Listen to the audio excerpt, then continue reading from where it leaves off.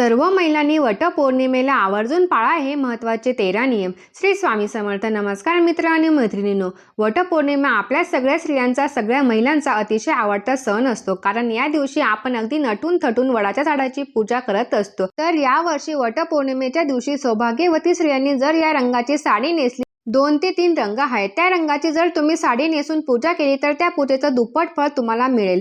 हे जे रंग आहेत ते अतिशय शुभ फळ देणारे आहेत. प्रत्येक रंगाचे महत्त्व मी तुम्हाला सांगेल. तर ज्यासोबत काही रंग शुभ फळ देतात, त्यासोबत काही जे 3 रंग आहेत, त्या 3 रंगाच्या साड्या नेसून तुम्ही पूजा केली तर त्या पूजेचं फळ तुम्हाला मिळणार नाही, कारण ते अशुभ रंग मानले जातात. तर वटपौर्णिमेच्या दिवशी कुठले रंग घातल्याने आपल्याला काय फायदा होणार आहे आणि जास्तीत जास्त सकारात्मक लहरी निर्माण होऊन पूजेचं आपल्याला संपूर्ण फळ कसं मिळेल किंवा यंदा वटपौर्णिमेला कोणते नियम पाळावेत, ही संपूर्ण माहिती आपण आजच्या व्हिडिओत पाहणार आहोत. तसेच वटपौर्णिमेला कोणत्या चुका आपल्या हातून होणार नाही याची काळजी कोणती घ्यायची, तसेच वटपौर्णिमेचे 3 शुभ मुहूर्त कोणते, ही संपूर्ण माहिती तुम्हाला आजच्या व्हिडिओमध्ये देणार आहे. त्यासाठी व्हिडिओ शेवटपर्यंत नक्की पहा. तर बघा, यंदा वटपौर्णिमा 29 जून रोजी असणार आहे. वटपौर्णिमेची जी पूजा आहे ती आपल्याला शक्यतो दुपारी 12 ते 12:30च्या आत करायची आहे. फार उशिरा महिलांनी पूजा अजिबात करू नका, कारण आपण काय करतो, सगळं आवरून शेवटी पूजा करतो, पण हे चुकीचं सुद्धा आहे. काही गोष्टी जर आपण त्या वेळेमध्ये केल्या तर त्याचा आपल्याला जास्त फायदा होतो. आणि बघा, स्त्रिया ज्या आहेत मस्त साडी वगैरे दागिने घालून वडाच्या झाडाची या दिवशी पूजा करतात, पण आजकाल फॅशनकडे जास्त लक्ष दिलं जातं. पण फॅशन सोबत आपली संस्कृती सुद्धा जपणं तितकंच महत्त्वाचं आहे. बघा, वटपौर्णिमेला शुभ रंग घातल्यामुळे आपल्याला लाभ होतो. आणि दुसरी गोष्ट म्हणजे दागिन्यांच्या बाबतीत सुद्धा तसंच मी तुम्हाला काही महत्त्वाचं सांगणार आहे. यासोबतच बांगड्या सुद्धा आपल्या सौभाग्यवती स्त्रियांचं एक खूण असते. तर या बाबतीत सुद्धा आपल्याला काही नियम पाळले गेलेच पाहिजे. आता हे जे रंग आहेत तर हे घातल्यामुळे सकारात्मक लहरी जास्त प्रमाणामध्ये निर्माण होतात आणि पूजेचे फळ आपल्याला जास्त मिळत असतं. आता कोणते रंग घातल्यामुळे आपल्याला काय फायदा लाभ होणार आहे ते मी तुम्हाला सांगते. सगळ्यात पहिला आणि महत्त्वाचा रंग म्हणजे हिरवा रंग. देवीला आपण ओटी भरतो तेव्हा हिरव्या रंगाची साडी अर्पण करतो. हिरव्या रंगाचा चुडा, बांगड्या ज्या आहेत तर त्या अर्पण करत असतो. वटपौर्णिमेच्या दिवशी जर महिलांनी हिरव्या रंगाची साडी नेसली तर सर्वोत्तम आहे. तो जो रंग आहे तो सगळ्यात उत्तम मानला जातो. हिरवा रंग हा सौभाग्याचं प्रतीक आहे. हिरवा रंग हा आपलं सुख समृद्धी प्रदान करत असतो. बघा, हिरव्या रंगाची साडी घातल्यामुळे आपल्याला आपले सौभाग्य जे आहे ते वाढतं. दुसरी गोष्ट म्हणजे हिरव्या रंगाची साडी किंवा बांगडी घातल्यामुळे भगवान शंकर जे आहे ते आपल्यावर प्रसन्न होतात. आणि शिवशंकर आणि निसर्गाचं एक जवळचं नातं आहे. तर त्यामुळे आपल्याला श्रावण महिन्यामध्ये बघा, बऱ्याच महिला हिरव्या रंगाच्या बांगड्या, हिरव्या रंगाची साडी सुद्धा घालत असतात. तर त्यामुळे हिरव्या रंगाची साडी घातल्यामुळे आपल्या वैवाहिक जीवनामध्ये अडीअडचणी येत नाहीत. पती पत्नीमध्ये सौख्य राहतं. आणि आपण जर हिरव्या रंगाची साडी नेसून जर आपण पूजा केली तर त्या पूजेचं आपल्याला संपूर्ण फळ मिळतं. त्यामुळे जमल्यास शक्यतो महिलांनी हिरव्या रंगाची साडी नेसा, त्याचा आपल्याला खूप फायदा होईल. पूजेचं संपूर्ण फळ मिळेल. त्यानंतर पुढचा महत्त्वाचा रंग म्हणजे लाल आणि पिवळा. बघा, हळदी कुंकू म्हटलं की लाल आणि पिवळा रंग येतो. आणि लाल आणि पिवळा रंग म्हणजे उत्साह आणि आनंदाची उधळण करणारा असतो. लाल रंग हा उत्साह, सौभाग्याचं उमंग, धैर्य, नवीन जीवनाचा तो एक प्रतीक मानला जातो. आणि त्यामुळे लाल रंग हा सुद्धा तितका शुभ आहे. त्यासोबतच पिवळा रंग सुद्धा शुभ आहे. त्यामुळे देवधर्माच्या गोष्टींमध्ये सुद्धा लाल आणि पिवळ्या रंगाचा खूप महत्त्व आहे. आणि यामुळे चांगलं नशीब, आपल्या चांगल्या नशिबाची प्राप्ती आपल्याला आयुष्यामध्ये होत असते. आणि म्हणूनच न विसरता तुम्ही लाल आणि हिरवा रंग सुद्धा तुम्ही घालू शकता. त्या रंगाचा ड्रेस घाला किंवा साडी नेसा. यानंतर पुढचा रंग म्हणजे गुलाबी. गुलाबी रंग सुद्धा प्रेमाचं प्रतीक आहे. वटपौर्णिमेचा हा सण नवरा बायकोचा असतो आणि आपण नवऱ्यासाठी पूजा करत असतो. त्यामुळे या दिवशी जर तुम्ही गुलाबी रंगाची साडी नेसून पूजा केली तर नवरा बायको मधलं नातं जे आहे ते अतिशय घट्ट होतं. याशिवाय बघा, जांभळा रंग, त्यानंतर लाल रंग, पिवळा रंग, केसरी, गुलाबी, चिंतामणी आणि त्यानंतर पोपटी, चॉकलेटी हे रंग सुद्धा तुम्ही या रंगाचे ड्रेस घालू शकता, साडी नेसू शकता. पण शक्यतोवर वटपौर्णिमेला महिलांनी साडी नेसण्याचाच प्रयत्न करावा. प्रत्येक रंग जो आहे त्या रंगामध्ये काहीतरी सकारात्मक आणि नकारात्मक शक्ती खेचून घेण्याची ताकद असते आणि कुठे ना कुठे याचा परिणाम आपल्यावर होत असतो. आपण जे काही कपडे घालत असतो त्याचा परिणाम आपल्या आयुष्यावर खूप मोठा परिणाम होत असतो. तर त्यामुळे नक्कीच तुम्ही हे जे रंग मी तुम्हाला सांगितलेलं आहे त्याचं महत्त्वसुद्धा सांगितलेलं आहे. जमलं तर हिरव्या रंगाची साडी घाला, नाही जमलं तर इतर रंगसुद्धा मी तुम्हाला सांगितलेलेच आहेत.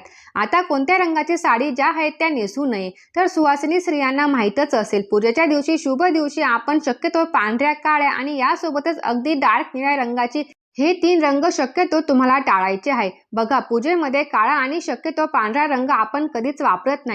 शनिदेवाची पूजा सोडून किंवा कालभैरवाची पूजा वगैरे त्याच्यामध्ये काळा रंग जो आहे तो वापरला जातो. बाकी इतर कुठल्याही पूजामध्ये, महादेवाच्या पूजेमध्ये आपण पांढऱ्या रंगाची साडी घालत असतो. पण बघा, हा जो वटपौर्णिमेचा सण आहे या दिवशी तुम्हाला या रंगाची साडी अजिबात घालायची नाही.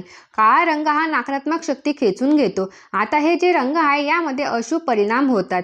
वटपौर्णिमेच्या पूजेचं फळ आपल्याला मिळत नाही. कितीही मन लावून पूजा करा तरी त्याचं फळ आपल्याला मिळत नाही.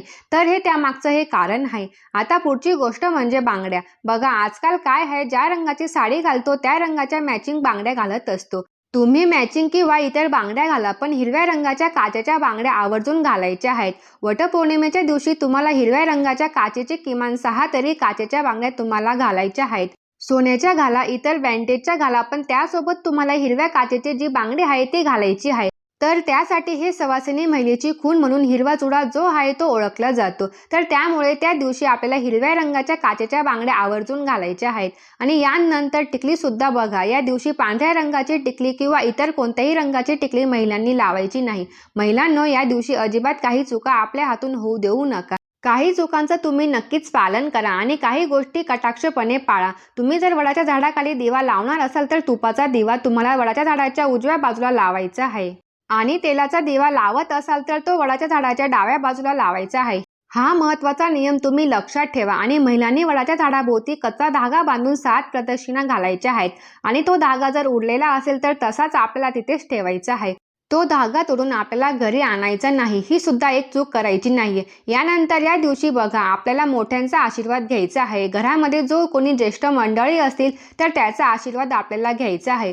गरजूंना या दिवशी दान सुद्धा करायचं आहे. अन्नदान, वस्त्रदान, तुम्ही तुमच्या यथाशक्तीने जे काही तुम्हाला दान करता येईल तर ते दान तुम्हाला या दिवशी पौर्णिमा असल्यामुळे आवर्जून करायचे आहे. तसेच मनामध्ये कुठलाही राग, द्वेष न ठेवता या दिवशी आपल्याला पूजा करायची आहे. यानंतर दुसरी गोष्ट म्हणजे उपवासासाठी पण काही नियम आहेत. तर बघा, तुमच्या शरीराला झेपवत नसेल तर तुम्ही पूजा होईपर्यंत तरी उपवास करावा.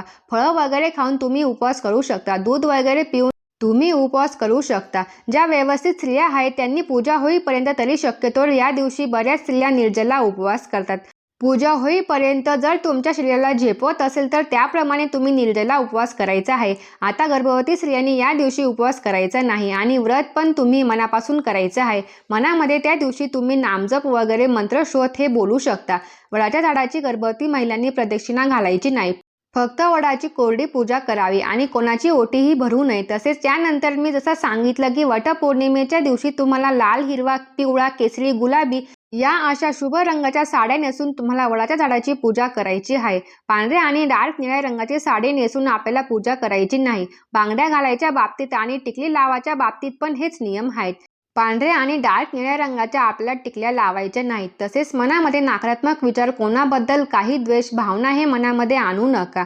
आणि या दिवशी कोणाशीही भांडण सुद्धा करू नका. तामसिक पदार्थाचे सेवन करू नका. आणि सगळ्यात महत्त्वाचं म्हणजे वडाच्या झाडाची जी फांदी आहे ती तोडून आणून त्याची पूजा करू नका.